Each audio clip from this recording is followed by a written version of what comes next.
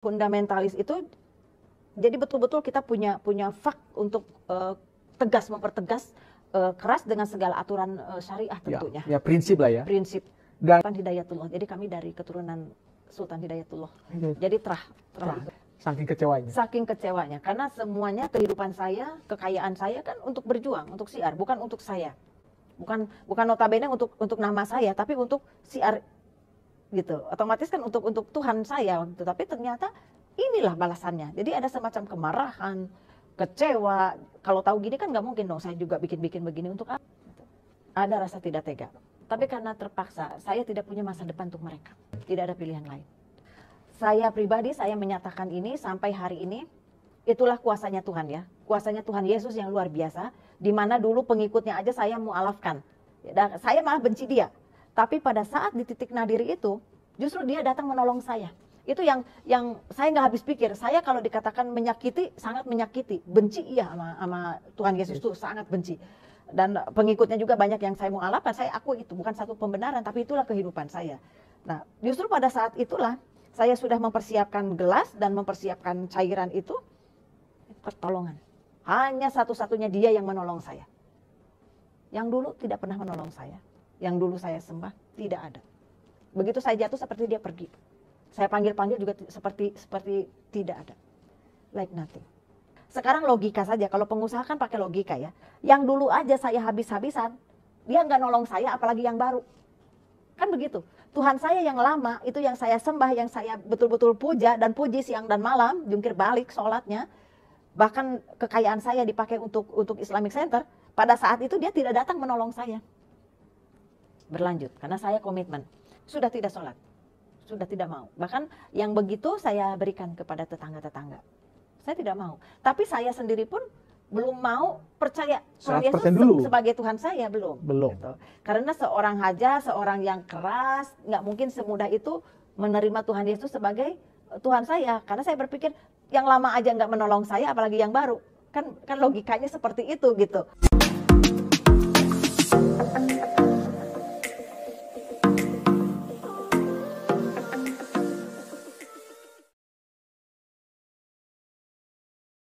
Sebenarnya seperti apa sih masa kecil Ibu? Baik, masa kecil saya kebetulan dari Banten dan Garut ya, dari kakek, nenek juga, terus dari Garut dari bapak dan ibu saya.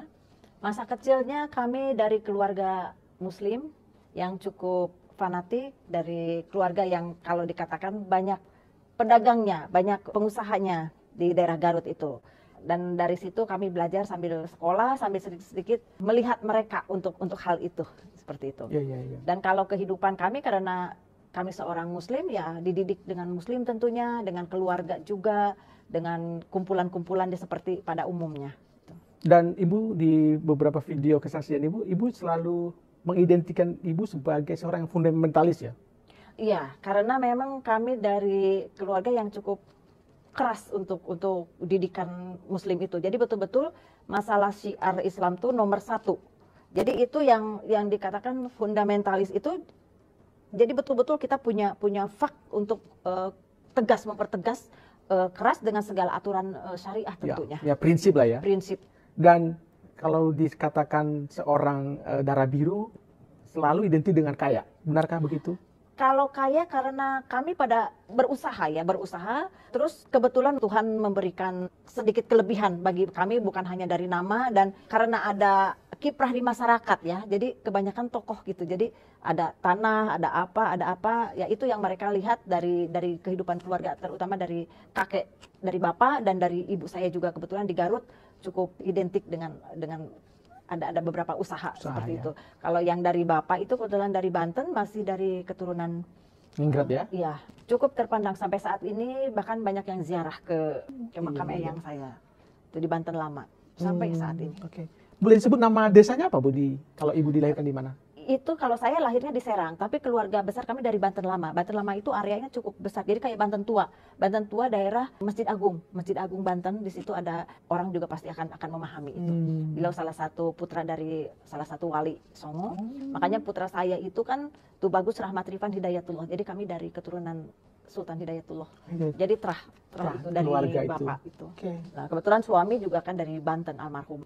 Saya dari 6 bersaudara, saya anak yang ke-6, Oh, jadi anak bungsu. anak bungsu. Oke. Iya. Dan dimanja pasti ya ketika itu? Enggak Enggak juga, juga. karena di kami itu ada semacam laki dan perempuan tuh sama pejuang gitu. Jadi harus berkarya, harus berjuang gitu. Jadi nggak ada yang dalam arti dimanja tuh, oh ini anak ningrat, ini anak Ya. orang itu. Jadi tetap harus berjuang. Ya, ya. Kalau boleh tahu, Ibu lalu masuk ke sekolah pendidikan SD, SMP di mana?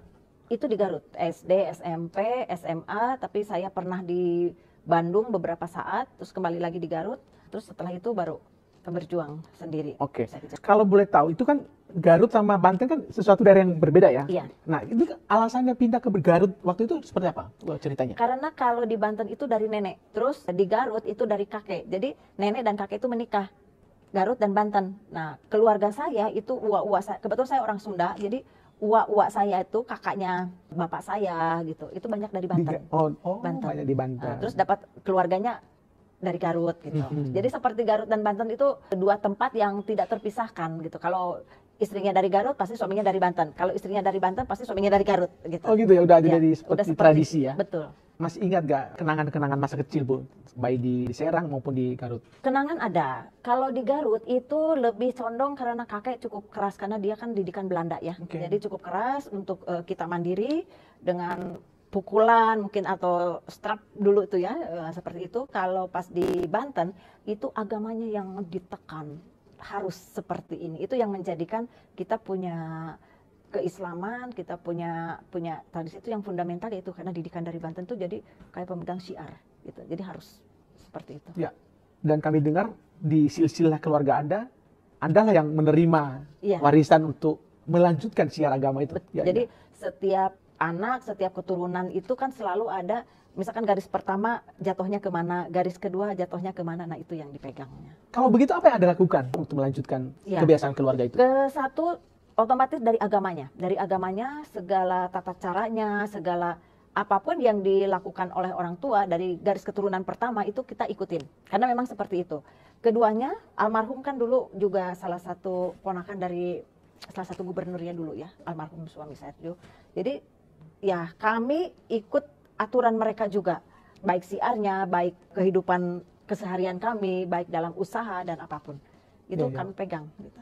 Dan ketika itu Ibu juga melaksanakan kewajiban untuk menunaikan itu ya, ibadah haji. Iya, ibadah haji dan umroh itu udah satu keharusan karena bagi orang yang mampu itu wajib hukumnya. Dan lagi ada satu niat di dalam hati saya itu untuk syiar juga. Kesatu itu, keduanya memang ada satu keinginan. Saya kan waktu itu ada yayasan Al-Fat ya. Ada satu keinginan untuk lebih berkembang lagi. Jadi di dalam yayasan itu, disitulah kiprah saya, baik secara agama maupun secara pengusaha. Koneksi usaha itu kan ada ya, di dalam agama itu pasti ada gitu. Kita Gitu. kenalan-kenalan untuk menunjang kegiatan syiar kami. Tapi sesungguhnya waktu kecil Ibu itu punya cita-cita seperti apa? Di dunia sekuler ya ada. Saya cita-citanya senang berdagang karena dari keluarga besar itu berdagang, apalagi dari ibu saya itu berdagang. Jadi pengusaha lah seperti itu. Dan memang keinginan untuk dagang itu lebih besar ketimbang untuk jadi karyawan karena saya lebih suka berusaha daripada jadi di bawah orang gitu. Jadi karyawan. Saya nggak begitu suka. Dan apapun saya lakukan yang penting halal. Tuh, dalam usaha apapun. Dan itu yang membuat Anda sudah terbiasa hingga tadi ada yayasan yang Al-Fat itu yang Iya. membawa nama Anda semakin dikenal orang, Iya. bahkan bisa berjejaring dimanapun. Betul. Nah, memutuskan untuk menikah. Bisa cerita nggak kapan dan siapa yang dipilih untuk menikah? Dulu namanya keluarga kan inginnya dikenalkan lagi dengan keluarga, kan seperti itu. Tapi kehidupan punya cerita lain. Nah, saya ketemu orang ini juga yang ternyata dari Trah Banten juga. Waktu itu saya salah satu kerja di perusahaan Singapura di Jakarta. Nah, beliau ini salah satu rekan dari bos waktu itu. Nah, beliau kerja di Seknek. Nah, dikenalkan, ya akhirnya kami menikah dengan usia yang memang cukup jauh. Dan ternyata suami saya tuh almarhum masih dekat dengan ponakan dari salah satu gubernur dulu ya, zamannya Orban. Punya jejaring itu dan memiliki kemudahan-kemudahan lah, Iya, terutama dalam bisnis barangkali. dalam bisnis iya, dalam siar tentunya pasti ya, Kak. Dan dari pernikahan Anda lahir 4 anak. 4. Bisa cerita Bu tentang keempat anak Anda? Ya, yang pertama perempuan, sekarang sudah punya putra 1, anak 1 di Jerman, menikah sama orang Indonesia yang udah stay di Jerman. Jadi waktu itu dia sekolahnya di Jerman, kuliah di Jerman. Itu juga ada ceritanya setelah sekian banyak yang saya hadapi di dalam hidup. Nah, Tuhan Yesus membawa anak saya pada sekolah keluar itu karena saya hands up gitu. Jadi yang pertama di Jerman, yang kedua yang laki-laki di Rusia, sekarang ada di Jakarta. Yang ketiga yang spesial Tuhan titipkan satu. Yang keempat keluarga masih di Garut sekarang. Oh gitu. Iya. Nah, tadi yang di Jerman, sekarang sudah punya anak satu. Iya. Ini yang di Jerman. Namanya siapa, Bu? Ratu Ratna Juwita. Suaminya Ferdi. Nah, ini siapa? Foto siapa ini? Ini anak saya yang paling kecil Yang paling kecil yang ada di Garut. di Garut. Pada saat saya disidang di keluarga, ya beliau ini yang diambil sama Oke. keluarga. Karena kan saya mau dibunuh juga kan waktu itu sama Oke, kakak saya. menarik. Melihat sebuah video yang singkat, untuk lebih jelasnya kita saksikan saja videonya. Lihat kelejet-kelejetnya aja saya nggak tega ya. Lampu yang udah satu-satunya di situ saya matikan. Saya siapkan gelas plastik di situ. Saya udah habis-habisan saudara. Yang biasanya makan dessert dengan segala kelengkapannya udah nggak ada. Dijual-jualin hanya untuk menyambung hidup pada saat itu. Dengan gelas plastik, dengan racun serangga yang sudah disiapkan. Saya lihat anak-anak yang biasanya main-main. Dia nanyain mana bonekanya, namanya masih kecil-kecil. Mana mainannya, mana rumahnya. Saya bilang, ini tinggal di sini dulu. Ini rumah siapa? Ibu saya diam. Ibu ini rumah siapa? Kata anak yang sulung tuh. Rumah teman ibu, padahal kita rumah di situ. Mau kemana lagi? Rumahnya udah nggak ada. Tapi saya bilang ke anak-anak, ini rumah kita tinggal di sini dulu. Rumah teman tinggal di sini dulu. Pada saat di malam hari itu, dalam kondisi gelap, saya sudah berniat mau membunuh diri dan anak-anak saya, saudara. Ini satu hal sampai hari ini saya tidak pernah lupa bagaimana dia suaranya, bagaimana dia datang ke saya. Dan ini satu hal yang berkah bagi saya. Satu karunia bagi saya. Bagaimana Tuhan Yesus, Tuhannya kita saat ini, Tuhannya orang Kristen datang menolong saya. Pada saat gelas disiapkan, pada saat dikucurkan racun serangga itu, tahu-tahu ada seseorang berbaju putih, berjubah putih, hanya mengatakan, datanglah ke rumahku, maka aku akan menolong. Sampaikan kepada anak Anda yang ada di Jerman saat ini. Mungkin ada undang-undang sebagai ibu. Kalau video ini ditonton oleh anak ibu yang ada di Jerman. Silakan. Untuk Ananda yang terkasih, untuk Ratu Ratna Juwita dan suaminya Ferdinand dan cucuku yang tersayang juga Mosha.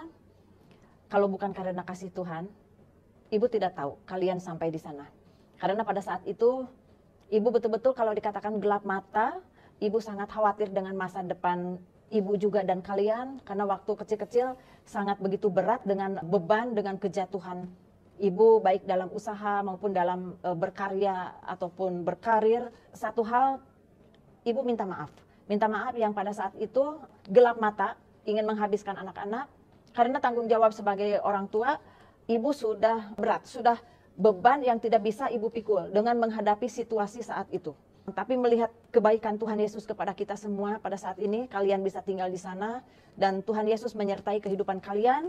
Tuhan memberikan suami yang baik dan Tuhan memberikan anak yang baik, cucu yang baik untuk ibu, dan terima kasih untuk kehidupannya. Dan sekali lagi mohon maaf di masa yang lalu dengan beban berat yang ibu alami. Terkadang ibu sibuk dengan pelayanan, terkadang ibu sibuk untuk membenahi diri untuk masa depan kalian dengan keadaan single parent tentunya yang cukup berat dengan anak-anak yang cukup banyak dengan sekolahnya, sampai loncat-loncat supaya kalian punya kehidupan yang jauh lebih baik. Dan sekarang kalian bisa merasakan kalian punya kehidupan, kalian punya pelayanan di Jerman, di daerah Berlin, dan Tuhan selalu menyertai kalian dalam pelayanannya, dalam rumah tangganya, dalam segala pekerjaannya, dan jaga kesehatan kalian dari Ferdinand, dari Ratu, dan dari Mosha juga. Semuanya karena kasih karunia Tuhan untuk kalian dan kalian terus diberkati selama hidupmu. Saat ini pasti mengalami juga proses seperti apa yang dialami oleh kakaknya di Jerman, gitu kan? Dan juga yang di Rusia yang sekarang ada di Indonesia. Mungkin juga barangkali kalau Ratu Widya, dia sudah menikah, dia punya kehidupan sendiri, tapi lagi-lagi tidak ada mantan anak, tidak ada mantan ibu. Apa yang ibu ingin sampaikan kepada Ratu Widya saat ini? Terima kasih untuk putri ibu yang paling kecil, yang cantik, yang sekarang sudah punya anak juga, yang tinggal di Garut. Sampai saat ini ibu belum pernah ketemu lagi denganmu, dengan suami dan cucu tentunya belum pernah melihat. Karena kita dipertemukan lagi setelah sekian tahun berpisah, dan pertemuan itu momen terindah pada saat kamu menikah di salah satu masjid di dekat kakak saya di Garut. Nah, momen itu sekaligus membahagiakan, sekaligus menyedihkan. Karena anak kembali menikah dengan atas nama saya sebagai ibunya dan almarhum papahnya. Tapi saat itu juga ibu harus melepaskan kamu untuk mengikuti suami karena ada pernikahan di situ dan ibu bersyukur punya besan yang bisa memahami, bisa mengerti dan bisa menerima ibu meskipun kami beda keyakinan, tapi tidak ada yang mustahil bagi Tuhan. Ibu tetap berdoa yang terbaik untuk kalian, untuk kehidupanmu, untuk usaha dan suami serta cucu ibu tentunya. Kalian terus diberkati, ada saatnya suatu saat kita akan bertemu lagi. Setelah pandemi waktu itu kita tidak pernah ketemu, hanya terakhir waktu pernikahan itu, setelah itu kita tidak pernah ketemu lagi. Suatu saat Tuhan akan mempertemukan kita dengan lebih baik lagi. Nah, itu memang sudah lama tidak bertemu. Ya. Ada berapa tahun? Cukup lama karena dari waktu itu kecil. Jadi saya waktu dengan anak-anak kejadian itu, dia masih balita. Jadi masih balita, waktu itu saya dan anak-anak kan liburan dari Jakarta ke Garut. Nah, pada saat liburan itu, anak-anak kan udah mulai, saya sedang mencari Tuhan Yesus waktu itu. Jadi pas di Garut itu kumpul, bukannya pas mau makan itu bismillah, tapi begini gitu. Nah, saudara-saudara saya kan banyak di Garut tuh aneh gitu. Kok ini anak-anak kenapa ya doanya begini gitu, nggak ada bismillah, nggak ada bagaimana. Nah, saya dipanggil waktu itu. Di situ yang di sidang itu? Nah, iya. Tapi sesungguhnya ibu kangen nggak sih sama anakmu itu? Sebagai seorang ibu pasti kangen. Pasti sangat rindu dan saya sering menangis untuk dia. Sering. Bagaimanapun dia di kakak saya ada. Tapi seperti jauh. Tapi batin saya sebagai seorang ibu tuh menangis karena selalu ada. Karena anak-anak yang 3 ada di saya, yang 1 ada di kakak saya, bagaimana kehidupan dia. Dan saya percaya di sana juga tidak terlantar, pasti diurusin. Tapi seorang ibu tuh beda. Hanya kita kumpul, nah ini berjauhan, kondisi juga kalau dibilang terkadang ingin ketemu, tapi HP-nya katanya lagi main lah, HP-nya sibuk lah, ini pokoknya ada hal yang tidak mengizinkan untuk terjadi calling atau pertemuan, selalu dihalangin seperti itu. Tapi ibu selalu berusaha untuk?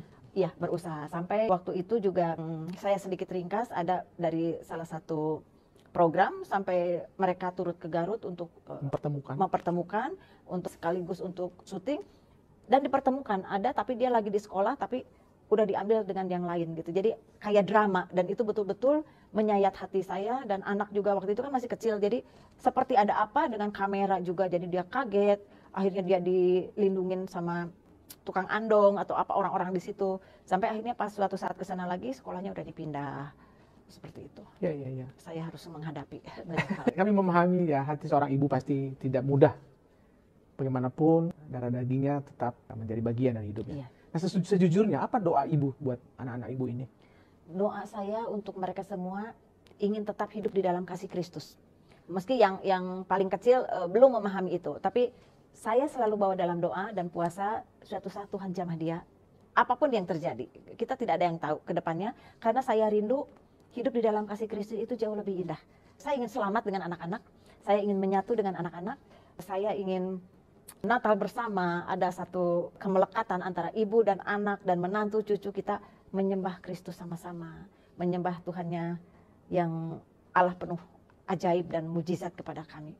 Hanya itu. Ya. Percaya kepada Tuhan Yesus itu satu dorongan dan satu doa sampai hari ini. Itu yang saya selipkan dalam doa. Ya, tidak ada yang mustahil bagi Tuhan. Tidak ada yang mustahil. Tadi di video bahwa Anda ternyata memang sudah berniat menghabisi nyawa anak-anak ini, termasuk diri sendiri, mau bunuh diri juga.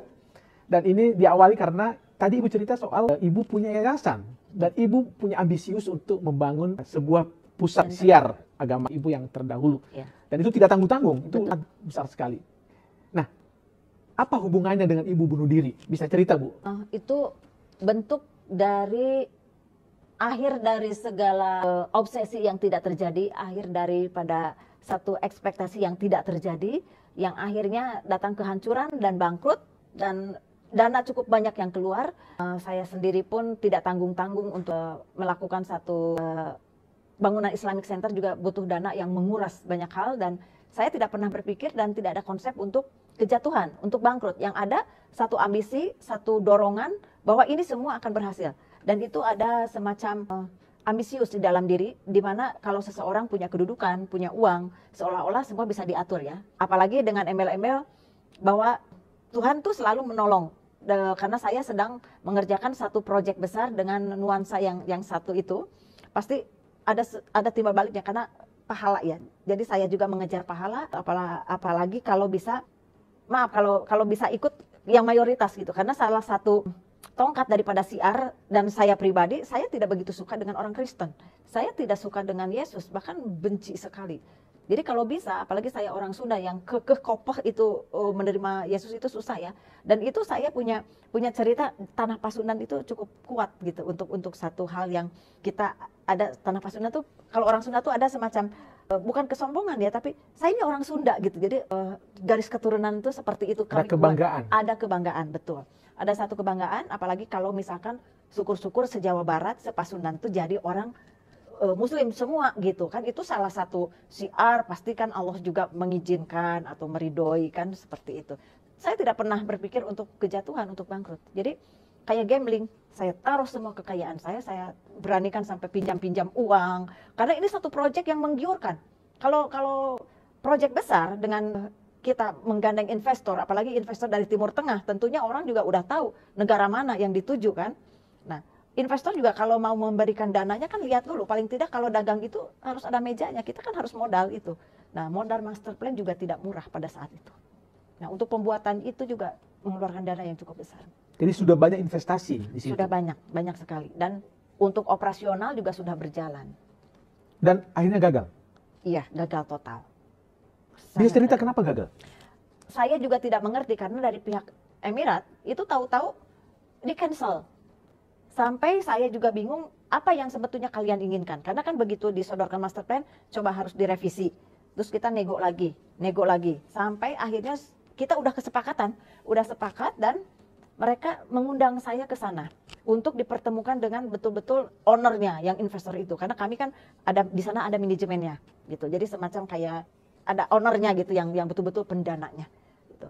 Nah sekaligus kami umroh, saya banyak bawa beberapa staff juga, karena staff juga ya saya akan bongkar bukan salah satu, ada beberapa staff yang tadinya memang anak Tuhan karena udah mualaf kan saya bawa ke sana juga umroh, sekaligus memperkenalkan ke Emirat itu kan untuk proyeknya bagaimana kelanjutannya. Tapi setelah kita bicarakan, setelah kita ngobrol ke sana sini mengenai proyek itu, ada kesan alot dan tahu-tahu ini dipending dulu. Depending yang saya pikir ini bercanda atau mungkin dependingnya itu ada sesuatu yang kurang. Karena saya juga ke sana bawa arsitek, bawa apa untuk perhitungan atau mungkin dia pingin jelaskan, kita bawa orang ahlinya. Nah ternyata pending dulu dalam waktu yang tidak terbatas. Nah saya mau apa? Dan itu adalah awal dari prahara. Betul. Saya pikir itu hanya mimpi sesaat, mungkin masih ada waktu untuk dia berpikir ulang dan menggandeng saya lagi untuk proyeknya. Jadi pas saya di situ udah cancel, saya pikir mungkin Bapak masih mau berpikir apa yang kalian minta, saya akan berupaya untuk bisa menyelesaikan ini. Sementara kan kita di Indonesia udah cukup banyak dana keluar, udah berani. Tapi ternyata ya itulah awal dari mulai kejatuhan saya yang nggak tanggung-tanggung. Itu seperti diambil semua. Jadi bukan bangkrut 1M, 2M, bukan. Jadi kayak betul-betul habis gitu. Betul-betul dihabiskan sekejap. Nah sebentar, itu inisiator dulu yang menginisiasi proyek ini siapa? Ibu atau pihak Emirat? Saya. Jadi saya itu kan sering umroh, sering ada bisnis juga dengan pihak mereka. Terus ada keinginan, saya lihat rekan-rekan juga, ada pendanaan dari Arab kan dengan Uni Emirat kan beda. Iya beda. Ada dari Arab lah, ini. Apalagi dengan embel-embel syiar Islam. Mereka itu sangat interest sekali kan. Sangat interest. Jadi saya juga kebetulan ada syiar Islam juga dan saya ada kaitan bisnis juga, dan di situ ada ambisi juga, ada obsesi juga, ada satu kerancuan kayak kesombongan juga. Iya, ada banyak hal di dalam tubuh saya waktu itu, di dalam pemikiran saya kalau ini proyek akan bergulir seperti yang saya inginkan. Seperti itu gitu. Karena doa-doa juga saya baik ibadah saya, puasa saya itu betul-betul saya baca di hadis, di Al-Quran juga, apabila hambanya berjuang untuk Tuhannya, ya pasti diberikan jalan dan lain sebagainya. Iya, pada saat itu seperti dipermudah semuanya. Ternyata ya memang dimudahkan untuk habis juga gitu. Saya juga tidak tahu, tidak step by step gitu, tidak. Ini habis semua. Karena dananya memang master plan aja kan mahal waktu itu. Saya untuk buku itu 30 juta loh. Tahun 2002 buat itu hanya bukunya aja, belum bayar arsiteknya, belum bikin item-item gedung, itu kan bikin rumah sakit aja kita bayar MARS, manajemen anggaran rumah sakit, untuk menghitung berapa M dulu itu. Ya, seperti itu yang saya alami, seperti jatuh dari langit yang ketujuh. Ya, saya juga seperti mimpi, kok ini yang terjadi gitu. Kita punya planning sebagus ini, tahu-tahu habis, dan itu habisnya dalam sekejap. Bukan si A nipu, si B nipu, bukan seperti itu, tapi betul-betul habis. Itu saya juga nggak habis pikir, kayak gitu. Nah, tetapi saat itu apa kata suami? Suami waktu itu udah meninggal. Oke. Jadi beliau meninggal itu karena ada komplikasi juga, sakit, terus meninggalkan banyak peninggalan, aset-aset juga, bisnis juga. Gitu. Itu anak-anak di umur berapa? Anak-anak itu di umur 6 tahun, 7 tahun lah masuk ke situ. Jadi kecil-kecil sekali. Gitu. Kami dengar sedikit di kesaksian ibu ini, klarifikasi juga kalau benar atau tidak. Ibu mengatakan bahwa ibu saat dengan almarhum juga mendapat perlakuan yang kurang baik. Iya, jadi dia punya, tidak semua suami itu ada hal yang baik ya, ada juga yang tidak baiknya. Dan saya harus dengan kesabaran, itulah prahara rumah tangga ya. Saya pernah mengalami KDRT, saya pernah mengalami juga di poligami pada saat itu. Jadi saya sudah complicated, saya udah menghadapi di sisi-sisi itu. Jadi bagi saya juga tidak bisa protes karena kan mengizinkan sampai 4 dan diperbolehkan, apalagi mampu, punya jabatan, punya kekayaan gitu, dan boleh. Jadi mau bicara apa gitu, kan ada hadis juga, diizinin nggak diizinin kan harus mengiyakan. Jadi mau bicara apa lagi gitu. Ya, memang sudah aturannya seperti itu. Sudah aturan, jadi kita tidak bisa berontak, mau apa juga nggak bisa. Jadi waktu tahu poligami itu setelah anak saya yang ketiga sakit di rumah sakit. Nah, saya juga tidak tahu ada wanita muda dengan pria waktu itu dan bawa anak kecil. Oh, tanpa setahu ibu? Tidak tahu, tapi dia tahu saya kan, otomatis ya. Saya tidak tahu siapa dia, saya pikir itu suami istri dengan anaknya gitu. Ya, tapi ternyata itu istri mudanya. Setelah sekian beberapa waktu akhirnya kan harus terbongkar. Karena bagaimanapun suami kan sering di saya. Dia sering keluar kota tugas, namanya pejabat kan sering tugas keluar kota, ini itu. Dan saya percaya aja, tapi mungkin ada saatnya harus terbuka kan. Akhirnya saya tahu, oh ternyata anak kecil itu anak suami saya.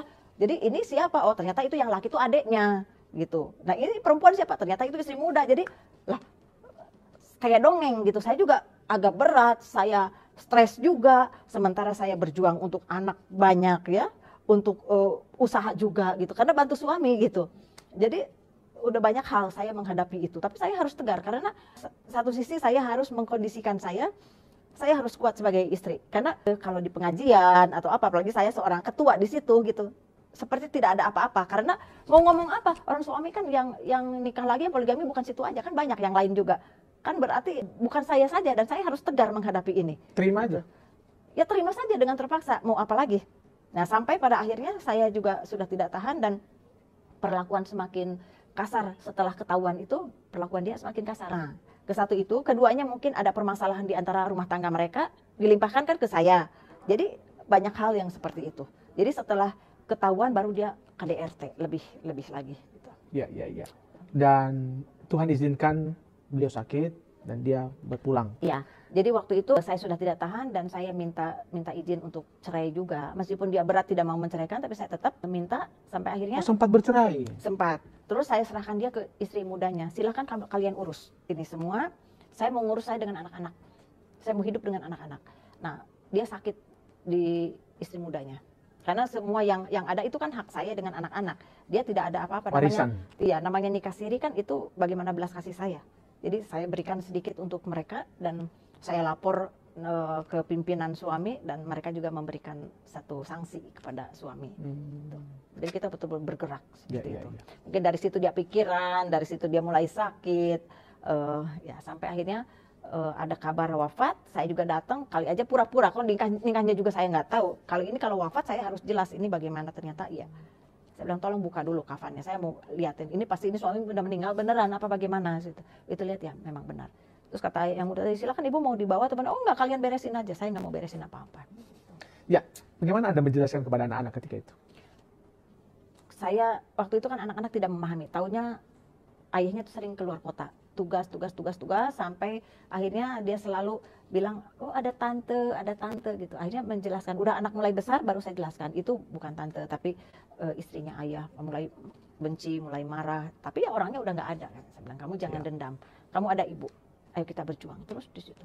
Dan disitulah awal ibu mulai berjuang. Iya. Dan datanglah masalah itu, masalah besar dan super berat. Iya. Bagaimana Anda menghadapi itu?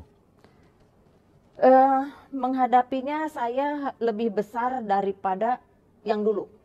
Kalau yang dulu waktu kejadian dengan almarhum itu karena kekayaan masih ada, saya pegang peranan di situ. Tapi kalau yang kedua ini dengan Islamic Center-nya yang gagal, hilang semua, itu betul-betul shock saya. Jadi tinggal sisa anak karena saya pertaruhkan semua. Saya percaya kepada instruksi daripada Allah saya dulu kan. Saya percaya dia kan, jadi saya betul-betul bukan meninfakkan ya, memberikan dana saya, memberikan hidup saya itu untuk syiar. Tapi ya kan nggak nyangka akan seperti ini jadinya. Islamic Center gagal. Gagal. Utang di mana-mana. Itu otomatis kalau pengusaha itu kan gampang cari uang ya. Kita banyak dipercaya orang. Beruntung ada harta yang disisain oleh suami. Iya, jadi dipakai untuk bayar itu semua, dipakai untuk proyek, pakai bayar semua sampai habis, tidak ada apa-apa lagi. Rumahnya itu dulu di mana, Bu, kalau boleh tahu? Itu ada, saya di Cijantung ada, di Depok juga ada, dan harus lepas. Tak bersisa? Tak bersisa, sampai saya tinggal di rumah petak. Itu di kampung, salah satu kampung. Bagaimana kalau Anda mengingat itu sekarang? Saya kalau mengingat itu bergidik ya, saya bisa melewati itu dan bisa hidup di dalam zamannya itu dengan segala kepahitan, serasa mimpi. Serasa mimpi yang tidak pernah saya rencanakan. Jadi sangat berat untuk saya bisa tinggal di rumah petak dengan serba tidak ada, tinggal di kampung orang yang jauh dari mana-mana supaya mereka tidak melihat siapa saya. Jadi saya ngumpat benar-benar, keluarga juga tidak tahu saya di mana karena betul-betul sembunyi. Dari orang yang biasa memberikan bersedekah yang banyak, kita biasa hiruk pikuk dengan orang-orang dengan pertemuan yang katakanlah kalau sekarang sosialita lah seperti itu ya. Dengan kondisi saat itu hancur untuk saya, hancur sejadi-jadinya itu. Itu titik kelam kehidupan saya, kejatuhan saya. Dan puncaknya ketika uang tersisa 15.000. Iya. Bisa cerita, Bu? Nah itu saya untuk mempertahankan hidup saya itu semua kan bisa saya jualin. Yang dari segram 2 gram saya jualin untuk makan, untuk bayar rumah petak itu. Sampai baju-baju muslim yang bagus itu saya jual ke tukang loak hanya untuk bisa bertahan hidup dengan anak-anak. Sampai yang terakhir 15.000 itu.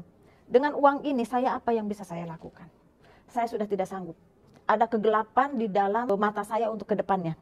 Bagaimana untuk anak-anak saya? Saya udah letih.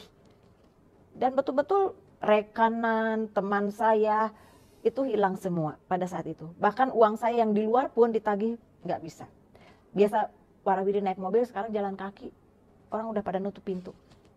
Nggak ada yang mau berteman, mereka pada lari semua, nggak tahu, nggak ngerti saya juga bisa pada pergi begitu. Dan ada rasa, mungkin ini saatnya saya harus mundur. Ya akhirnya saya beli racun serangga, saya tidak berpikir panjang apa-apa. Saya harus hidup dengan anak dengan kondisi seperti ini atau saya harus mati. Mungkin ini akan menyelesaikan segalanya. Orang kalau sudah hopeless ya, sudah puncaknya kekecewaan, ya itulah. Bahkan ibu berjanji untuk tidak mau sholat lagi. Iya. Saking kecewanya. Saking kecewanya. Karena semuanya kehidupan saya, kekayaan saya kan untuk berjuang, untuk syiar, bukan untuk saya. Bukan notabene untuk nama saya, tapi untuk syiar gitu. Otomatis kan untuk Tuhan saya gitu. Tapi ternyata inilah balasannya. Jadi ada semacam kemarahan, kecewa. Kalau tahu gini kan nggak mungkin dong saya juga bikin begini, untuk apa? Buang waktu, buang tenaga, buang duit, iya. Nah pada saat itu juga banyak juga yang saya dikerjain orang juga kan, itu dalam hal-hal seperti itu tuh banyak sekali. Sampai akhirnya ya saya memutuskan beli racun serangga itu. Nah setelah si bapaknya anak-anak meninggal itu, posisi ibu kan udah bercerai ya ketika itu ya. Dan apakah nggak ada rencana juga waktu itu untuk mencari suami? Enggak, karena saya pikir anak-anak masih kecil-kecil. Jadi saya lebih condong untuk membesarkan anak-anak ketimbang mencari suami. Karena apa? Kita kalau udah harta banyak mau cari suami, otomatis kalau perempuan cari suami yang di atasnya dong. nggak mungkin yang nebeng kan begitu. Jadi di satu sisi saya punya tanggung jawab sebagai ibu untuk anak-anak yang masih kecil, keduanya saya lebih ambisius untuk berkarya, berkarir. Nah, karya-karya saya untuk syiar Islam itu jauh lebih besar gitu. Padahal dulu juga yang menawarkan ibaratnya jadi istri kedua kan boleh-boleh aja. Tapi sayanya yang tidak bersedia. Saya pernah mengalami jadi istri pertama, masa sekarang dilamar jadi istri kedua, ketiga dan sebagainya. Oh pernah Ada ada. banyak, karena di sana kan kalau ada janda sedikit kelihatan janda mentereng kan dengan alasannya menolong dan alasannya itu menunjang untuk syiar juga kan, jadi harta tahta dan jadi istri, nah, dimana kekayaannya itu diserahkan untuk suami untuk syiar lah yang gitu mah banyak, apalagi janda kaya apa yang nggak diincer ya kalau bukan kalau bilang sayang ke anak ya anak kecil-kecil mana ada yang sayang, 4 biji kecil-kecil mana ada. Jadi saya logika juga gitu. Lebih baik saya berkarya untuk Tuhan saya dan saya syiar, disitulah rasa ambisius saya ada. Dan ada kepuasan di situ. Ada Karena ada janji. Iya, ada janji yang akhirnya ya mau apa janji-janji, tinggallah janji. Nah, malam kelam itu, di satu malam itu, ini anak-anak udah pada makan nggak malam itu? Jam berapa sih itu? Biasanya kita karena sudah tidak ada, kita mie instan dan bubur ya. Sampai saya kasih makan dia mereka itu seperti itu. Dan supaya banyak gitu. Biasanya kan saya sholat itu sekitar jam 3, setengah 3 tuh udah bangun. Sholat tahajud, sholat istihoro, nangis-nangis lah, minta dibukakannya rezeki lah, semualah. Sampai nyambung sholat subuh. Tapi pada saat itu anak-anak cepat suruh tidur. Ya udah tengah malam, jam 2-an kurang tuh kan udah sepi namanya di kampung. Saya masih ingat, itu rumah petak malah dekat sampah loh. Dekat pohon-pohon bambu, saya masih ingat itu. Karena ngumpet, supaya orang gak ada yang tahu. Dan mereka tidak mengenal saya. Nah itulah. Pas malam kelam itu, pas saya mau bunuh diri itu. Rencana semula seperti apa sebenarnya? Rencananya itu saya meminumkan. Karena mereka suruh tidur. Suruh tidur, terus saya nanti minumin satu persatu. Nah, saya tidak pernah berpikir kalau ia mati kan. Kalau enggak kan gimana? Nah, kalau misalkan obat serangannya juga cukup untuk kami. Kalau enggak kan gimana? Enggak pernah berpikir. Karena yang ada mati saya dan anak-anak. Sebagai seorang ibu sendirian, kalau saya mati, ntar anak siapa yang ngurus? Saya masih berpikir, masih berat ke anak. Ada rasa tidak tega. Tapi karena terpaksa, saya tidak punya masa depan untuk mereka. Tidak ada pilihan lain. Tidak ada. Besok seperti apa saya sudah tidak ada. Jadi surga neraka aja saya sudah tidak tertarik. Untuk percaya aja udah saya sudah tidak tertarik. Dan ini yang terakhir sholatnya juga. Ya sudah janji. Saya kalau udah ya. Kalau tidak. Dan saya sudah komitmen. Untuk apa? Ya. Dan disitulah kejadian yang kita katakan supranatural terjadi. Ya. Bisa cerita bagaimana Anda mendeskripsikan kejadian itu? Pasti kan ada sebagian orang yang tidak percaya juga itu kan di luar sana. Itu kan panggilan orang pasti beda-beda. Ya. Nah, ibu sendiri ini di hadapan Tuhan, bagaimana Anda bisa menjelaskan itu? Ya. Saya pribadi saya menyatakan ini sampai hari ini, itulah kuasanya Tuhan ya. Kuasanya Tuhan Yesus yang luar biasa, di mana dulu pengikutnya aja saya mualafkan. Dan saya malah benci dia. Tapi pada saat di titik nadir itu, justru dia datang menolong saya. Itu yang saya nggak habis pikir. Saya kalau dikatakan menyakiti, sangat menyakiti. Benci iya sama Tuhan Yesus itu sangat benci. Dan pengikutnya juga banyak yang saya mualafkan. Saya akui itu bukan satu pembenaran, tapi itulah kehidupan saya. Nah, justru pada saat itulah saya sudah mempersiapkan gelas dan mempersiapkan cairan itu, pertolongan. Hanya satu-satunya dia yang menolong saya. Yang dulu tidak pernah menolong saya. Yang dulu saya sembah, tidak ada. Begitu saya jatuh seperti dia pergi. Saya panggil-panggil juga seperti tidak ada. Like nothing. Nah, pada saat di titik itulah, dia datang ke satu ruangan rumah petak itu. Mau mati, saya dengan kondisi lampu nyala juga nggak mungkin. Saya matikan karena satu lampu di ruangan itu. Nah, di saat itulah, dia menolong tidak pernah terlambat. Dan sampai saat ini pertolongannya tidak cepat-cepat, tidak juga terlambat, selalu tepat waktu. Hanya dia yang menolong saya, tidak ada satu manusia pun. Makanya saya kalau dikatakan berhutang sampai saat ini dengan komitmen saya melayani dia, karena saat itu. Karena pada saat di titik itulah dia datang untuk saya. Kalau dikatakan jauh-jauh dari surga datang untuk menyelamatkan saya. Itulah. Dia hanya mengatakan, datanglah ke rumahku, maka aku akan menolong. Anda jelas dengar itu? Sampai Audible. saat ini audible. Dan terang, visual. Betul. Anak-anak sudah tidur? Anak-anak tidur. Makanya kalau saya bicara, saya sendiri pun tidak menekan orang untuk percaya. Orang boleh percaya, boleh tidak, itu urusan mereka. Tapi karena kepercayaan saya kepada dia sampai hari ini. Ya, seorang ibu haja sedang memegang gelas berisi racun, tiba-tiba Tuhan datang menolong tepat waktu. Tepat waktu, dan tidak ada satupun yang menolong saya. Tidak ada, hanya dia yang datang menolong saya. Kalau dikatakan jauh-jauh datang untuk menolong nyawa seseorang yang dulu kalau dikatakan saya benci dia. Sekarang kalau secara manusia, kalau kita udah dibenci baru-baru mau nolongnya, lihat juga enggak. Tapi dengan Tuhan Yesus, dia datang untuk saya. Nah, memang Anda di video-video lain Anda menjelaskan bahwa Anda tahu betul bahwa itu Tuhan Yesus karena pernah punya pengalaman datang ke rumah anggota ibu yang pernah dimualafkan itu. Iya, betul. Melihat foto itu dan persis seperti itu. Enggak, ini justru lebih bagus daripada foto. Jadi kondisinya itu kalau dikatakan kalau foto itu hanya sekian persen saja. Tapi karena apa ya, dengan tubuh kemuliaannya itulah yang saya juga kalau ditanyakan emang seperti apa mukanya, sulit untuk saya berkata-kata karena begitu sucinya dia, begitu kemuliaannya dia, bersinarnya dia sampai ternganga gitu. Saya sendiri pun, tapi hati saya inilah Tuhan Yesus. Tapi kalau di foto-foto itu kan buatan manusia ya, hanya sekian persen saja, tapi sebetulnya luar biasa. Dan Anda merasa Anda paling beruntung ketika itu, karena di saat tidak ada jalan lagi, Anda diberi jalan. Tidak ada harapan pada saat itu, tapi setelah beliau datang, saya punya harapan. Ada harapan? Ada harapan di dalam hati saya yang beberapa menit yang lalu saya sudah tidak punya harapan. Makanya saya menyimpulkan saya mau bunuh diri gitu. Karena harapan saya apa untuk saya dan anak-anak. Tapi setelah beliau datang, ada satu harapan saya akan hidup lagi. Tapi hidup seperti apa saya juga tidak tahu. Gitu. Meskipun uang tinggal 7.000 atau 8.000 lagi? Ya, tinggal segitu. Karena sisanya udah dibeliin racun. Tapi memang saya orangnya cukup, apa ya, kalau dikatakan bukan nego. Saya hanya ingin memastikan. Kalau begitu, saya akan cari tahu dulu ajaranmu seperti apa. Tapi tolong pelihara saya dan anak-anak. Sekarang logika saja. Kalau pengusaha kan pakai logika ya. Yang dulu aja saya habis-habisan, dia nggak nolong saya, apalagi yang baru. Kan begitu. Tuhan saya yang lama, itu yang saya sembah, yang saya betul-betul puja dan puji siang dan malam, jungkir balik sholatnya. Bahkan kekayaan saya dipakai untuk Islamic Center. Pada saat itu dia tidak datang menolong saya.